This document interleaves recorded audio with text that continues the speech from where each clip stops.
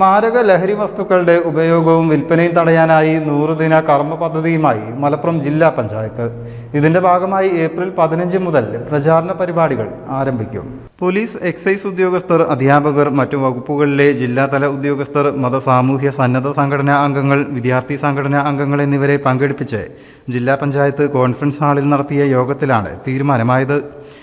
ലഹരിമുക്ത മലപ്പുറം എന്ന ലക്ഷ്യവുമായി സമൂഹത്തിന്റെ വിവിധ മേഖലയിലുള്ളവരെ പങ്കെടുപ്പിച്ച് ക്യാമ്പയിൻ ശക്തമാക്കുമെന്ന് യോഗം ഉദ്ഘാടനം ചെയ്ത ജില്ലാ പഞ്ചായത്ത് അധ്യക്ഷ MK റഫീഖ പറഞ്ഞു.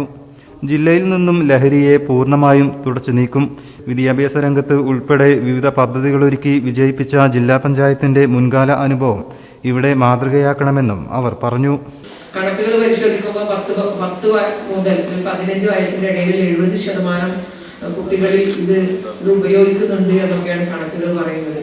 ഈ അടുത്ത് കളക്ടറുടെ ഇന്റേൺസിനെ പോസ്റ്റ് ചെയ്യാറുണ്ട് 3 മാസത്തിനുള്ളിൽ. അപ്പൊ അവർക്ക് ഒരു ഡ്രൈവ് കളക്ടർ കൊടുത്തിട്ടുണ്ടായിരുന്നു. അത് പ്രകാരം അവര് കൽപ്പകഞ്ചേരി ഭാഗത്താണ്, കൽപ്പകഞ്ചേരി പഞ്ചായത്തിലാണ് ഒരുപാട് വിദ്യാലയങ്ങൾ അവിടെ ഉണ്ട്. അതുകൊണ്ട് ആ ഒരു കുറെ വിദ്യാലയങ്ങളിൽ അവരൊരു സർവേ നടത്തിയപ്പോൾ ഞെട്ടിപ്പിക്കുന്ന വിവരങ്ങൾ അവർ എൻ്റെ അടുത്ത് വന്ന് അത് ഷെയർ ചെയ്തിട്ടായിരുന്നു.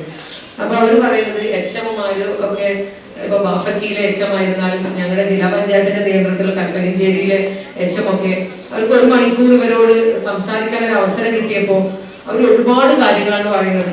അപ്പൊ അവർ പറഞ്ഞു വരുന്നത് 8ാം ക്ലാസ്സിൽ പഠിക്കുന്ന പെൺകുട്ടികൾ ഉൾപ്പെടെ ആൺകുട്ടികളോടാണ് പുക വലിക്കണത്, സിസറൊക്കെ ആൺകുട്ടികളെ കൊണ്ട് പുറത്തു പോയി മേടിപ്പിക്കുന്ന ഒരു സ്ഥിതിയാണ് ഉള്ളത് എന്ന രീതിയിലാണ്.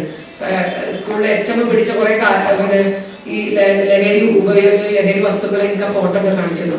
എന്നിട്ട് HM അവരോട് പറയുന്നത്, ഇത് പിടിച്ച കുട്ടികൾ പുറത്തു പറഞ്ഞാൽ HM നിന്ന് സ്കൂളിൽ നിന്ന് പുറത്തു പോകണമെന്ന് കാരണം എന്ന് പറയുന്ന 8ാം ക്ലാസ്സിലെയും 9ാം ക്ലാസ്സിലെയും 10ാം ക്ലാസ്സിലെയും കുട്ടികൾ നമ്മളെ മലപ്പുറത്തെ പൊതുവിദ്യാലയങ്ങളിലും മറ്റു എയ്ഡഡ് ഉൾപ്പെടെയുള്ള അൺഎയ്ഡഡിലൊക്കെ ഉണ്ട് എന്ന് വളരെ സങ്കടത്തോടെ HM-മാര് പറയുകയാണ്. അപ്പൊ നമുക്കിത് പണ്ട് ജില്ലാ പഞ്ചായത്ത് വിദ്യാഭ്യാസപരമായി പുറകിലായിരുന്ന ഒരു മലപ്പുറം ജില്ലയെ വിജയവേദി എന്നൊരു പദ്ധതി കൊണ്ടുവന്ന് ഇന്ന് നമ്മൾ സംസ്ഥാനത്ത് തന്നെ 1ാം സ്ഥാനത്താണ് വിദ്യാഭ്യാസ രംഗത്തെ പ്രസംഗിക്കുന്ന കാര്യത്തിൽ. യോഗത്തിൽ പങ്കെടുത്തവരുടെ നിർദ്ദേശങ്ങൾ ഉൾക്കൊണ്ട് ജില്ലാ പഞ്ചായത്ത് വിപുലമായ പരിപാടികൾ ആസൂത്രണം ചെയ്യും. ഉപാധ്യക്ഷൻ ഇസ്മായിൽ മൂത്തേടം യോഗത്തിൽ അധ്യക്ഷനായി. ജില്ലാ പഞ്ചായത്ത് അംഗങ്ങളായ NA കരീം, നസീബ അസീസ് തുടങ്ങിയവർ സംസാരിച്ചു. News bureau, Malappuram. പുത്തനത്താണിയുടെ സ്വന്തം കനകമകൽ ജ്വല്ലറി ഇനി മുതൽ കനക ഗോൾഡൻ ഡയമണ്ട്സ്. കനക ഗോൾഡൻ ഡയമണ്ട്സ്, പുത്തനത്താണി. മാറുന്ന ലോകം, മാറ്റത്തിനൊപ്പം.